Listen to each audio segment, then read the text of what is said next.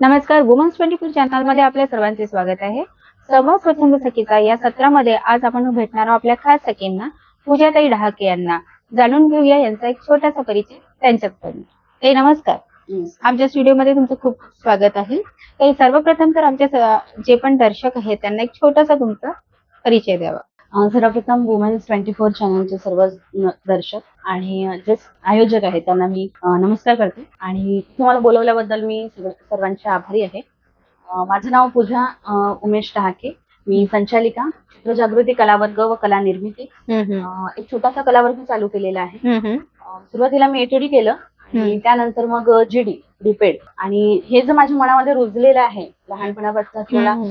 मला कोणी विचारलं तर मी सांगायची की मला एक ड्रॉइंग टीचर व्हायचं. तुला काय बनायचंय? तर मला एक ड्रॉइंग टीचर. छान छान. म्हणजे आपण विचारतो प्रत्येकाला काहीतरी वेगळं काहीतरी करायचं असतं. तुम्हाला ड्रॉइंग टीचर व्हायचं म्हणजे तुम्हाला कलेमध्ये आवड होती. काही चित्रकलामध्ये तुम्हाला आवड आहे हे तेव्हा केव्हा तुम्हाला जाणवलं?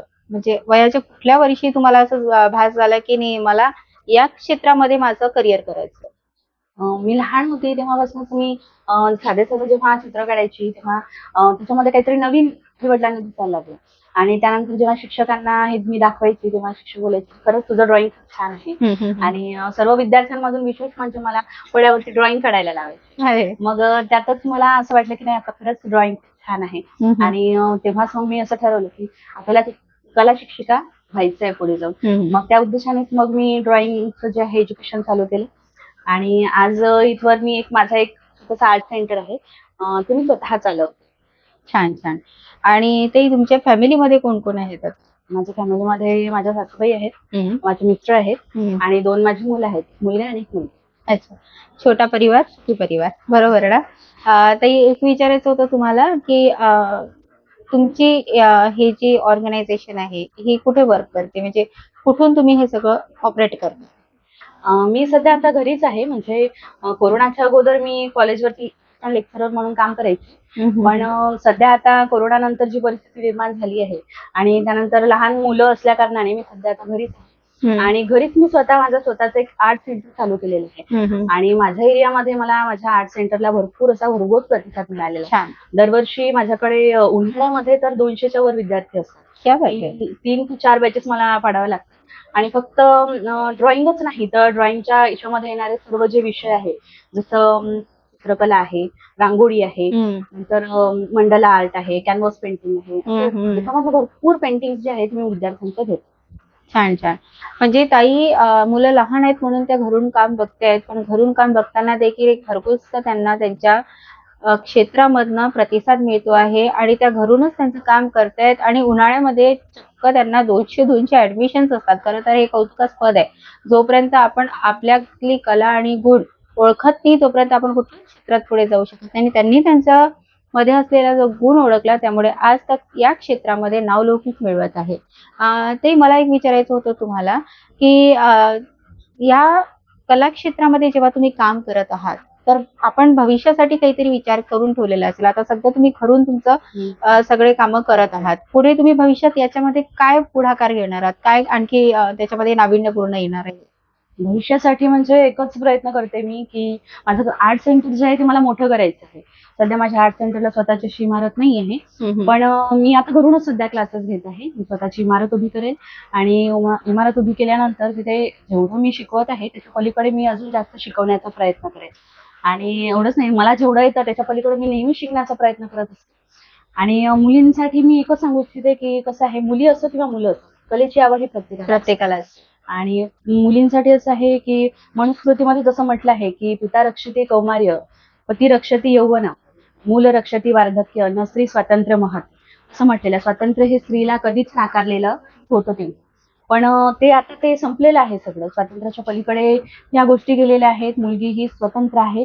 मुलगीच नाही तर शिक्षणासाठी प्रत्येक घटक स्वतंत्र आहे. त्यामुळं कसं आहे, मुलींनी आणि मुलांनी दोघांनाही शिक्षणासाठी पुढाकार घेतलाच पाहिजे. अजूनही गरीब कुटुंबामध्ये काही ठिकाणी असं आहे की शिक्षण हे नाकारलं जातं. बरोबर. आणि त्यातल्या त्यात कलेच्या शिक्षणाला मी आता क्लासेस घेते म्हणून मला माहिती आहे की काय शिकायचं, ड्रॉइंग. तर ड्रॉइंग शिकून काय मिळतं म्हणून कलेचे जे क्लासेस आहेत कमी म्हणजे हे करतात लोक. बरोबर. त्यामुळे मग कसं आहे मुलांना जर तुम्ही मुलींच्या दृष्टिकोनातून तिला जर कलेचं ज्ञान दिलं, शिकवलं, ती स्वतःच्या पायावर उभी राहू शकेल, एक कला शिक्षिका बनू शकेल. आणि कलेचं जे आवश्यकता आहे ती फक्त शिक्षणापुरतीच मर्यादित नाही आहे. तर दैनंदिन जीवन जगत असताना प्रत्येकाला कलेची आवश्यकता असते. बरोबर. म्हणजे इव्हन तुम्ही मेकअप करताय, साडी घालताय, त्यातही कला आवश्यक छोट्या आहे. छोट्या गोष्टींमध्ये सुद्धा कलेची आवश्यकता आहे. घराचं सुशोभीकरण करायचं आहे तुम्हाला, किंवा घरामध्ये चादर, कोणी पाहुणे येत आहे, चादर, उशीचे अभ्रे, हे या सगळ्या गोष्टी इंटेरियर साठी सुद्धा कलेचं महत्व आहे. अगदी बरोबर. तर या अगदी साध्या आणि सोप्या आणि सरळ शब्दामध्ये तुम्ही कलेचं महत्व आमच्या दर्शकांना पटवून दिलेलं आहे. आणि खरंच मी पण या गोष्टीचा खरं तर विचार केला कधी नव्हता, पण तुमच्या या बोलण्यातनं मला देखील एक नवीन माहिती मिळाली. आपण म्हणतात ना की प्रत्येकाकडून आपण काही ना काही शिकत असतो. आज तुमच्याकडनं मी हे शिकले की प्रत्येक गोष्टीमध्ये ही कला असते आणि ती जर का आपण ओळखली तर त्याच्यामध्ये नवीन काहीतरी तयार होत असते. ते आमच्या दर्शकांना काही सांगू इच्छिता तुम्ही?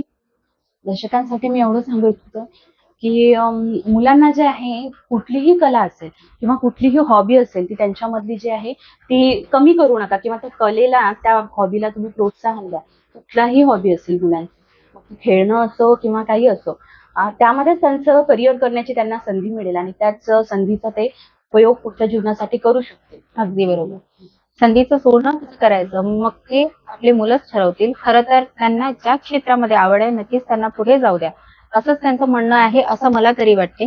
जर का त्यांना कलेमध्ये आवड असेल तर नक्कीच त्यांना त्या क्षेत्रामध्ये जाऊ द्या आणि मुलांना त्यांच्या पद्धतीने घडू द्या. फक्त चुकीच्या मार्गाला जर गेले की आई वडिलांचे जे कर्तव्य आहे ते तुम्ही ठामपणे पूर्ण करा. ताई, खरं तर तुम्ही आमच्या स्टुडिओला आलात आणि तुमच्याकडनं मी पण शिकले. आता तर तुम्ही माझे पण गुरु झालेत. कारण व्यक्ती ज्याच्याकडनं शिकतो तो आपला एक गुरुच असतो. तर आजपासून माझ्या मनात देखील तुमच्यासाठी एक मानाचा विशेष स्थान आहे. आणि ते वुमन्स 24 चॅनल ही जी सुरुवात झाली आम्ही केलेली आहे, याबद्दल एक छोटंसं मनोगत तुम्ही आमच्या दर्शकांना सांगा. मनोगत असं देऊ शकते मी की प्रीती साहू मॅडम ज्या आहेत संपादिका आहेत, आणि जयश्री चांडक मॅडम ज्या आहेत त्या उपसंपादिका आहेत. तर या दोघींनी मिळून जे एक हे चॅनल चालू केलेलं आहे आणि महिलांच्या उन्नतीकरिता किंवा यशोगाथा तुमच्या पुढे आणण्याकरिता हे जे चॅनल चालू केलं आहे, तर हे उपक्रम त्यांचे हे चालूच असतं. आणि त्यांचे उपक्रम, चॅनल पुढचे जे कार्यक्रम आहेत ते मी नेहमी बघत असते. आणि त्यांच्या या कार्यक्रमाला किंवा उपक्रमाला मी पुढे अजून शुभेच्छा देऊ इच्छिते की तू पुढे यश शिखरावर जावं. धन्यवाद, धन्यवाद. आज आपल्यासोबत होत्या पूजाताई डहाके आणि त्यांनी आपल्याला कलेचं महत्व समजून दिलेलं आहे. प्रत्येकाने आपापल्या शरीरामध्ये, अंगामध्ये असलेले जे कलागुण आहे ते ओळखावे आणि त्यांनी आपलं करिअर घडवून आणावे.